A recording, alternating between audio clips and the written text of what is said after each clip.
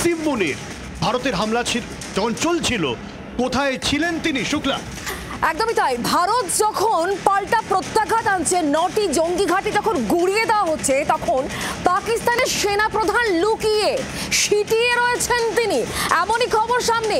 আর এই পুরো বিষয় নিয়ে আমাদেরকে আরো জানাবেন এই মুহূর্তে ইনপুট হেড সঞ্জয় ভদ্র আমাদের সঙ্গে রয়েছেন টেলিফোন লাইনে। সঞ্জয়, পাকিস্তানের বিরুদ্ধে ভারতের যখন প্রত্যাঘাত, তখন পাকিস্তানের সেনা প্রধান তিনি লুকিয়ে ভয়ে সিটিয়ে কাঁপছে, আর তাদেরই আবার এত বড় বড় আওয়াজ, এত বড় বড় কথা। দেখো, যে খবরটা পাওয়া যাচ্ছে সেটা হলো যে সূত্র মারফত যে খবর সেটা হলো যে নূর খান এয়ারবেস যখন স্ট্রাইক করছিল, ইন্ডিয়ান এয়ারফোর্সের কমান্ড যখন তাদের স্ট্রাইক করছিল, সেই সময় এটা কিন্তু রাওয়ালপিন্ডিতে রয়েছে এই নূর খান এয়ারবেসটি। এই নূর খান এয়ারবেসটি অত্যন্ত গুরুত্বপূর্ণ একটি এয়ারবেস, যেখানে কিন্তু ভিভিআইপি ফ্লিট ওঠানামা করে, এবং তার পাশাপাশি এখানকার এয়ার মোবিলিটি কমান্ড, যেটা Pakistan air force air mobility command, enter command চেনটাই কিন্তু এখানে অবস্থিত। সে জায়গায় দাঁড়িয়ে নূর খানকে তারা স্ট্রাইক করছিল। নূর খান এয়ারবেসে রাওয়ালপিন্ডিতে যেখানে রয়েছে, তার ঠিক অদূরেই রয়েছে কিন্তু পাকিস্তানি আর্মির হেডকোয়ার্টার। সেখানে জেনারেল আসিম মুনির তিনি ছিলেন।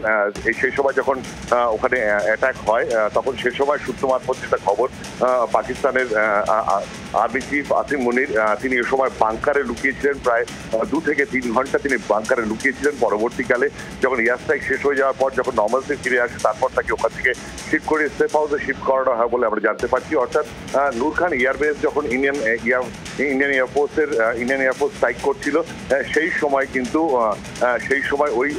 সেই সময় ঘটনা ভয়াবহতা দেখে তখন সেই মুহূর্তে কিন্তু পাকিস্তানের আর্মি চিফ আসিম মুনিরকে তাকে কিন্তু বাংকারে শিফট করাতে হয়েছিল পাকিস্তান আর্মিকে, এবং তিনি 2 থেকে 3 ঘন্টা বাংকারে ছিলেন, এবং পরবর্তীকালে তাকে ওখান থেকে সেফ হাউসে শিফট করানো হয়। এবং ইন্ডিয়ান সূত্র মারফত যেটা, ইন্ডিয়ান এয়ারফোর্সের রাওয়ালপিন্ডির এই নূর খান এয়ারবেস স্ট্রাইক করার পেছনে বেশ কয়েকটি কারণ রয়েছে, সেটা আমি আবারও বলছিলাম, যে পাকিস্তান এয়ারফোর্স এয়ার মোবিলিটি কমান্ডটি সম্পূর্ণভাবে ওখানেই অবস্থিত।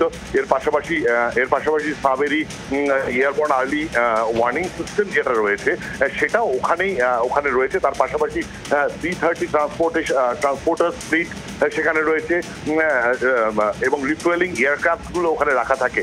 ফলে সব মিলিয়ে অত্যন্ত ভাইটাল এই বেসটা, এবং ইন্ডিয়া একটা মেসেজ দিতে চাইছিল। এবং তার পাশাপাশি যেটা মানে খুব স্বভাবতই বুঝতে পারা যাচ্ছে, যেহেতু নূর খান এয়ারবেসটি রাওয়ালপিন্ডিতে, তাদের অদূরে আর্মি হেডকোয়ার্টার, ফলে ইন্ডিয়ার একটা মেসেজও যে আমি যদি এই পর্যন্ত পৌঁছতে পারি, তার আর কিছু অদূরেই যে আর্মি হেডকোয়ার্টার রয়েছে, মিলিটারি ইনস্টলেশন হিসেবে কিন্তু আমি সেটাকেও টার্গেট হিট করতে পারি। ফলে সে জায়গায় দাঁড়িয়ে ওখানেই তখন জেনারেল আসিম মুনির তিনি ছিলেন, এবং যখন এই অ্যাটাকটি ক্যারি আউট হচ্ছিল, তখন বুঝতে পেরে তাকে শিফট করিয়ে দেওয়া হয় বাংকারে। অর্থাৎ নূর খান এয়ারবেস যখন ইন্ডিয়ান এয়ারফোর্স হিট করছিল, তখন পাকিস্তানের আর্মি জেনারেল তিনি ওই মুহূর্তে বাংকারে লুকিয়েছিলেন। বাংলার আওয়াজ, বাঙালির আবেগ, জি 24 ঘন্টা।